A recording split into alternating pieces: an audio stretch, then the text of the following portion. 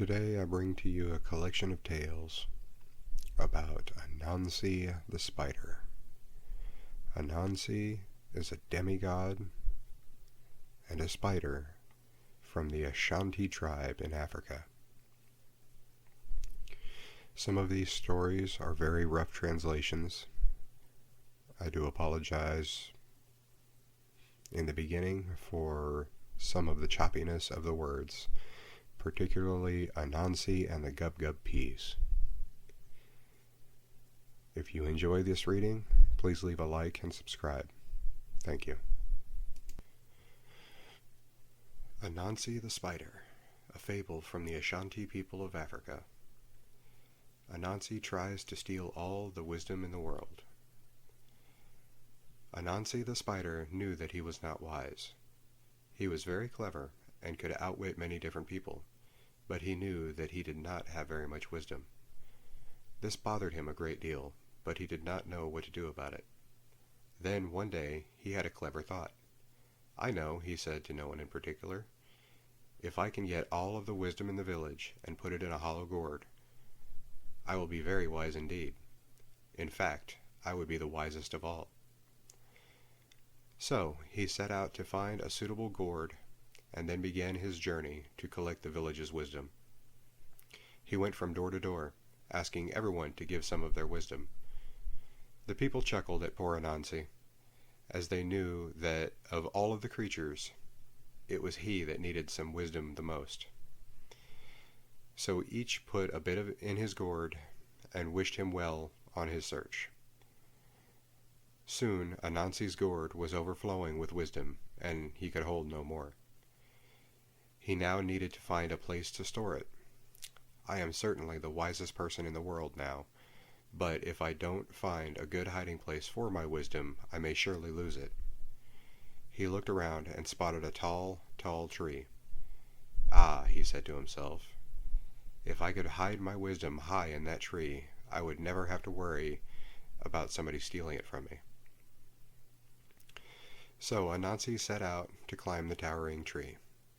He first took a cloth band and tied it around his waist. Then he tied the heavy gourd to the front of his belly, where it would be safe. As he began to climb, however, the gourd full of wisdom kept getting in the way. He tried and tried, but he could not make progress around it. Soon Anansi's youngest son walked by. "What are you doing, father?" asked the little spider. "I am climbing this tree with my gourd full of wisdom," Anansi replied. "But father," said the son, "wouldn't it be much easier if you tied the gourd behind you instead of in front?" Anansi sat there quietly for a very long time before saying, "Shouldn't you be going home now?" The son skipped down the path, and when he had disappeared, Anansi moved the gourd so that it was behind him, and proceeded up the tree with no problems at all. When he at last reached the top, he cried out, "I walked all over and collected so much wisdom that I am the wisest person ever, but still my baby son is wiser than me. Take back your wisdom." He lifted the gourd high over his head and spilled its contents into the wind. The wisdom blew far and wide and settled across the land, and this is how wisdom came to the world. Anansi and the Turtle. One day Anansi the Spider picked some very fat and tasty yams from his garden. He baked them with much care, and they came out smelling quite delicious. He could not wait to sit down and eat them. Just then there was a knock at his door. It was Turtle, who had been traveling all day and was very tired and hungry.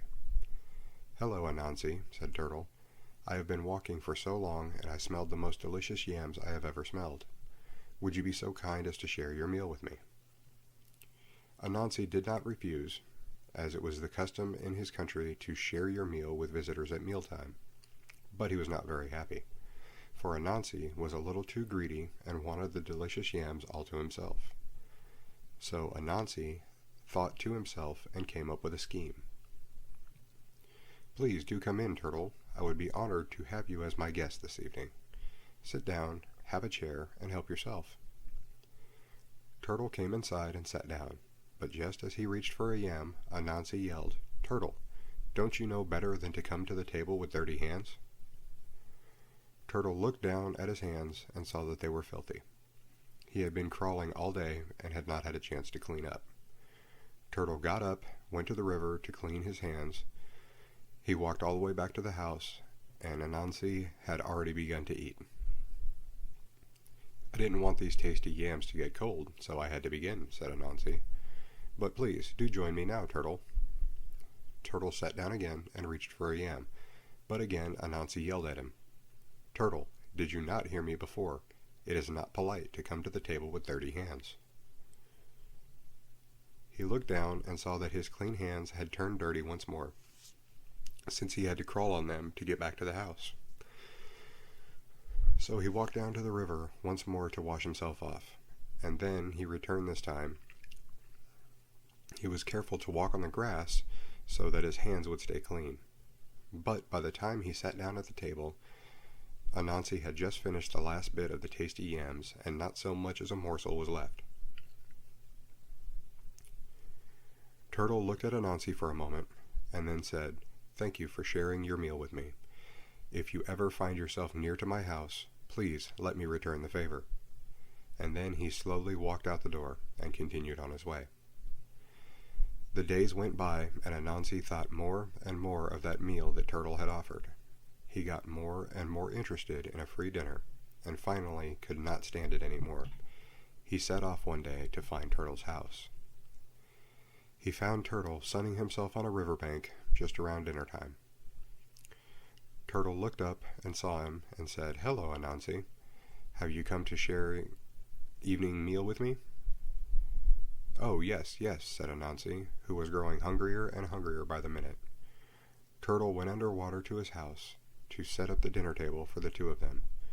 Soon he came back to the bank and said, "Your place is waiting, and the food is ready. Please join me, Anansi." And then he dived under water and began to slowly eat his meal. Anansi jumped into the water, but could not get down to the bottom of the river. He tried to swim down, but he was too light, and he kept popping back to the surface. He tried diving, he tried belly flops, he tried a running jump, but nothing would get him down to the river bottom. In the meantime, Turtle was slowly eating his meal. Anansi was not about to give up a free meal, and was running around wondering what he would do. Finally, he had an idea. He started grabbing stones and rocks and stuffed them into his jacket pockets. Now, when he jumped into the water, he sank right down to the bottom and was able to take his place at the table. The table was so beautiful and full of delicious foods, Anansi could hardly believe how many tasty foods were before him and could not wait to start his meal. But, just as he reached for the first morsel, Turtle stopped eating and spoke. "In my country, we do not wear our jackets to the table." Anansi noticed that Turtle had removed his own jacket before sitting down. Anansi started to remove his jacket, and as soon as it was off of his shoulders, he went zooming back up to the surface and popped out into the riverbank. He stuck his head down into the water and saw Turtle slowly enjoying that wonderful banquet. Moral of the story: when you try to outsmart someone, you may find that you are the one that's outsmarted. Anansi and the Witch. Anansi, the trickster spider, lived in a village where famine and drought were all over the land, and Anansi had to figure out a way to survive. In the same village was a witch named Five. She hated her name and cast a spell so that if anybody used her name, they would fall asleep for a year. Anansi said, "Aha, I will trick someone into saying her name, and I'll have food for my spider family." He had saved a little bit of corn and made 5 piles out of it. He sat on one pile and called Mrs. Rabbit. "Hey, Mrs. Rabbit, would you like some corn for your children?" Of course Mrs. Rabbit came running. Anansi told her, "If you tell me how many piles of corn there are, then I'll let you have one of them." Mrs. Rabbit counted 1, 2, 3, 4, 5. When she said the witch's name, she fell asleep. Anansi took the rabbit home to his wife, who cooked it. They had food for weeks.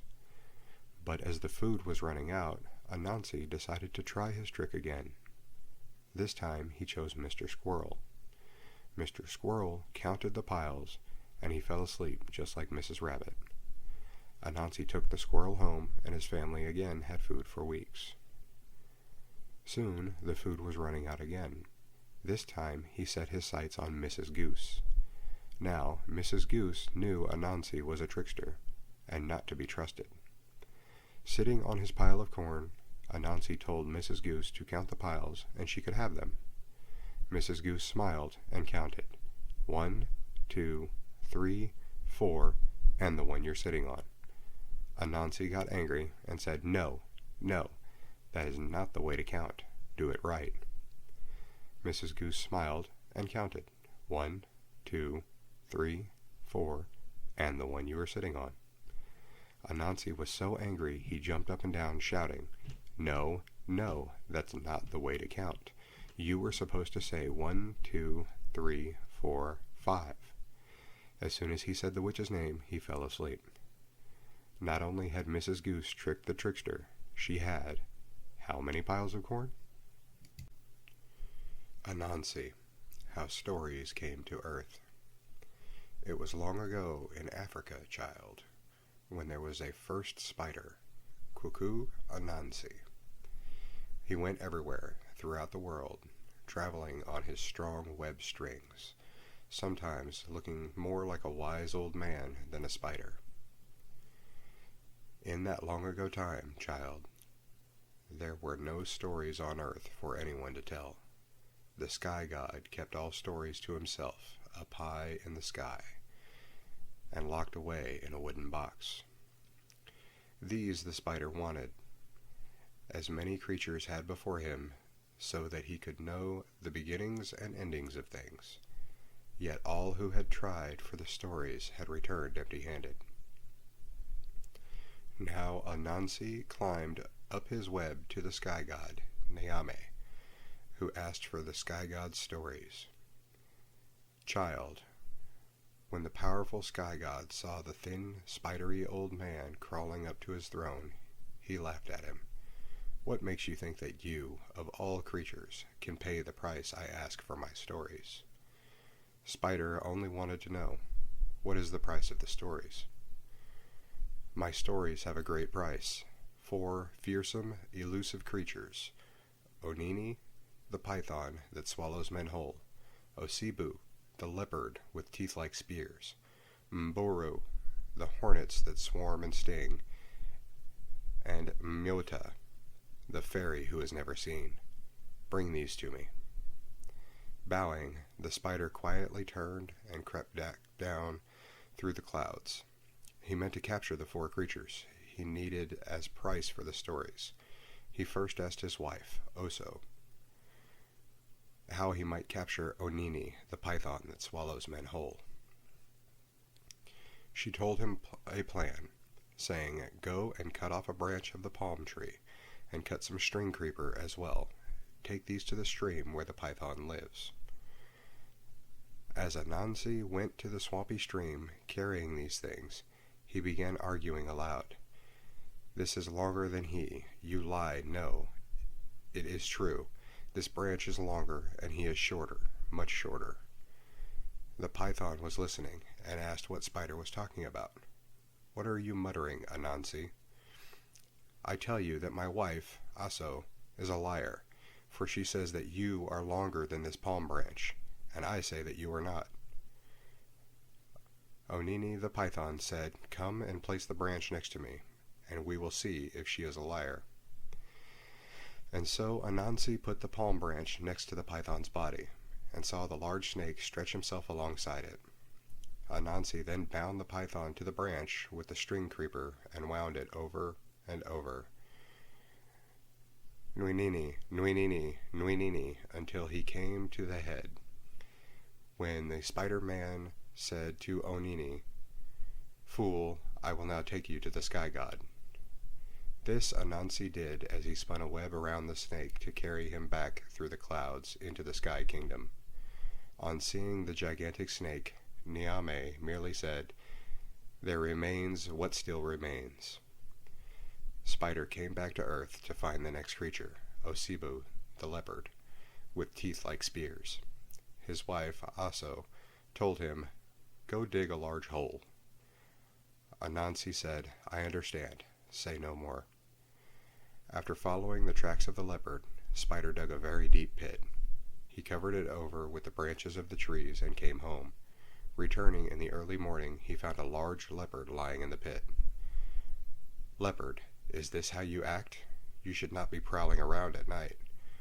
Look at where you are. Now put your paw here, and I will help you out." The leopard put his paws up on the sticks that Anansi placed over the pit and began to climb up. Quickly, Anansi hit him over the head with a wooden knife. Gow! Leopard fell back into the pit. Foam! Anansi quickly spun the leopard to the sticks with his web string. "Fool, I am taking you to pay for the sky god's stories."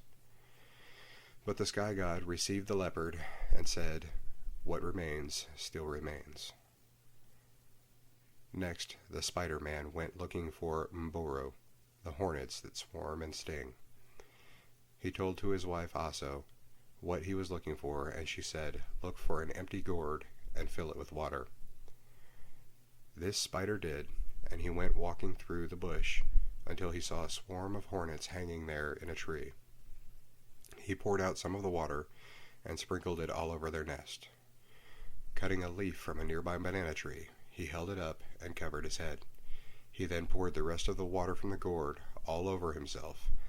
Then, while he was dripping, he called out to the hornets, "The rain has come. Do you see me standing here with a leaf to cover my head? Fly inside my empty gourd so that the rain will not beat at your wings." The hornets flew into the gourd, saying, "Thank you, Aku, thank you, Anansi." Anansi stopped up the mouth of the gourd and spun a thick web around it, and said, "Fools, I am taking you to the sky god as price for his stories." The sky god, Nyame, accepted Mboro, the hornets that swarm and sting, and said, "What remains still remains." Anansi knew very well what remained. It was the fairy, Miota, who was never seen. When the spider came back to earth, he asked Aso what to do, and so he carved an Akoa child, a wooden doll with a black, flat face, and covered it with a sticky fluid from a tree. Walking through the bush, he found the odum tree, where the fairies like to play. He then made eto, pounded yams, and put some in the doll's hand, and even more of the yams into a brass basin at her feet. There, by the odum tree, Anansi next hid in the bushes with a vine creeper in his hands that was also tied to the doll's neck. It wasn't long before the fairies came, 2 sisters, to play. They saw the doll with the eto and asked if they could have some. Anansi made the doll's head nod yes by pulling on the string creeper. Soon the fairies had eaten all the eto and so thanked the doll, but the doll did not reply. The fairies became angry. One sister said, "When I thank her, she says nothing." The other sister replied, "Then slap her in her crying place." This the fairy did. She slapped its cheek. Pa! But her hand stuck there. She slapped it with the other hand. Pa! But that hand stuck too. She kicked it with both one foot and then the other, and both feet stuck to the sticky wooden doll. Finally she pushed her stomach to it, and that stuck. Then Anansi came from his hiding place and said, "Fool, I have got you, and now I will take you to the sky god and buy his stories once and for all." Anansi spun a web around the last of the 4 creatures and brought Miota up to Nyame in the sky kingdom. The sky god, seeing his last catch, called together all of his nobles. He put it before them and told them that the Spider-Man had done what no one else had been able to. He said in a loud voice that rang in the sky, "From now and forever, my sky god stories belong to you. Kosei, Kosei, Kosei. My blessings, my blessing, my blessing. We will now call these Spider Stories. And so, child, Stories came to earth because of the great cunning of Kwaku Anansi and his wife Aso. When Anansi brought the wooden box of stories to his home, he and his wife eagerly learned each one of them, and you can still see today that Aku and Aso tell their stories. Everywhere you look, they spin their webs for all to see. Anansi and the Gub-Gub Peas. A man planted a big field of Gub-Gub peas. He got a watchman put there. This watchman can't read. The peas grow lovely and bear lovely. Everybody pass by, in love with the peas. Anansi himself pass and want to have some. He begged the watchman, but the watchman refused to give him. He went and picked up an old envelope, present it to the watchman, and say, "The master say to give the watchman." The watchman say, "The master know that I cannot read, and he send this thing come and give me." Anansi say, "I will read it for you." He said, "Hear what it say." The master say, "You must to Mr. Anansi at the fattest part of the Gub-Gub peas, and when the belly full, let him go." The watchman did so. When Anansi's belly was full, Anansi called to the watchman, and the watchman let him go. After Anansi gone, the master of the peas came and asked the watchman what was the matter with the peas. The watchman told him, "Master, say he see no man came to him, and he send no letter, and if a man came to him like that, he must to let him in the peas, but no let him away till he come." The next day Anansi came back with the same letter, and say, "Master say give you this." Anansi read the same letter, and watchman tie Anansi in the peas. And when Anansi's belly full, him call to the watchman to let him go, but watchman refuse. Anansi call out a second time, "Come, let me go." The watchman say, "No, you don't go." Anansi say, "If you don't let me go, I spit on the ground, and you rotten watchman get frightened and untie him." Few minutes after that, the master came, and told him if he came back the next time, no matter what he say, hold him. The next day, Anansi came back with the same letter, and read the same story to the man. The man tied him in the peas, and after his belly full, he called to the man to let him go, but the man refuse. All that he say he refuse until the master arrive. The master take Anansi and carry him to his yard and tie him up to a tree. Take a long, big iron and put it in the fire to hot. Now, while the iron was heating, Anansi was crying. Lion was passing then. See Anansi tied up underneath the tree. Ask him what caused him to be tied there. Anansi said to the lion, "From since him born, he never hold knife and fork, and the people want him now to hold knife and fork." Lion said to Anansi, "You're too worthless, man. Me can hold it. I will loose you, and then you tie me there." So Lion loose Anansi, and Anansi tied Lion to the tree. So Anansi went away, now, far into the bush, and climbed upon a tree to see what's taking place. When the master came out, instead of seeing Anansi, he see the lion. He took out the hot iron out of the fire, and shove it in the lion's ear.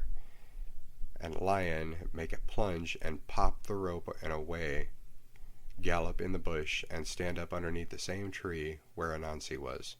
Anansi got frightened, and began to tremble and shake the tree. Lion then hold up his head and see Anansi. He called for Anansi to come down.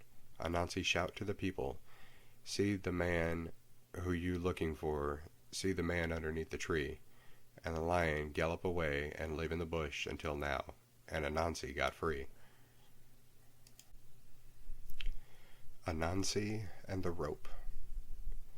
Anansi live in a tree with wife and children, then go about and rob the others, and they cannot find where he lives. So Tiger and breeder Tukama dog him and see when he send down the rope and swing up whatever he provide for the family. So breeder Tiger go to a tinsmith and give him a fine vice, and went to the tree and him sing, Mama, mama, send down rope. Send down rope, Brer Nancy de Grounda. When the mother find out that it was not Britter Nancy from the coarseness of the voice, so he came to a goldsmith now, and he came back again and sang again, but now he got a vice, same as Britter Nancy. Mama, mama, send down the rope. Send down the rope, Britter Nancy de Grounda.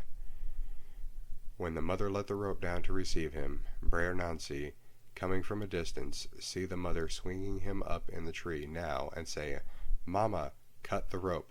Mama, cut the rope. And she cut the rope, and Bretter Tiger fell and broke his neck. Bretter Nancy take him and have him now for him dinner. They couldn't eat Bretter Nancy at all, and him was the smartest one of all. Anansi and the Firefly.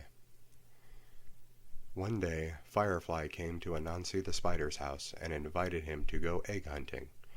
If you would like to go with me, then come to my house late this evening. Anansi was very excited and immediately agreed to go. When it was dark enough, they went out into the fields. Firefly could open his wings a little, and his light would illuminate the eggs lying hidden in the grass. Then Anansi would jump forward and yell, Mine, I saw it first, and toss it in his sack. They continued like this for the rest of the evening. Anansi was so rude that he grabbed every single egg, and Firefly didn't get a single one. Soon, Anansi's sack was so full he could barely pull it. Finally, Firefly said, Goodbye, Anansi, and flew quickly back home. Anansi was left alone in the dark and had no idea how to get home. Slowly, he began to fumble his way back to his house. He couldn't see a thing, but eventually he bumped into a house. He didn't know whose house it was, so he thought up a scheme. Godfather, he called out. A deep, gruff voice answered back, Who is that outside of my house? Anansi called out, It is I, your godson Anansi. Just then, Tiger stuck his huge hairy head out of the door and glared down on the little spider. Tiger knew that he had no godsons, and he knew that Anansi had tricked him many times in the past. But Tiger was also clever, and said, Come in, godson, and shut the door behind Anansi. Tiger had his wife put a big copper kettle of water on the fire so that they could boil the eggs. When they were ready, Tiger, his wife, and all of their children started to eat them hungrily. Anansi, my godson, would you like some eggs? Tiger asked. Anansi nervously shook his head. No thank you, godfather. When the eggs were all gone, Tiger put a lobster in the kettle, and then covered it in some leftover shells, so that it looked like there were more eggs inside. He then put the kettle on the floor and said, You should stay for the night, godson, and grinned so that all of his sharp, gleaming teeth were showing. During the night, when everyone fell asleep, Anansi crept over to the kettle and reached inside. As soon as he did so, the lobster pinched him hard, and he yelled out in surprise. Godson, Tiger called out, are you all right? Anansi answered back, I was bitten by a dog flea. Please excuse me, godfather. After a few minutes he tried to grab an egg and received another pinch. Godson, are you sure that you are all right?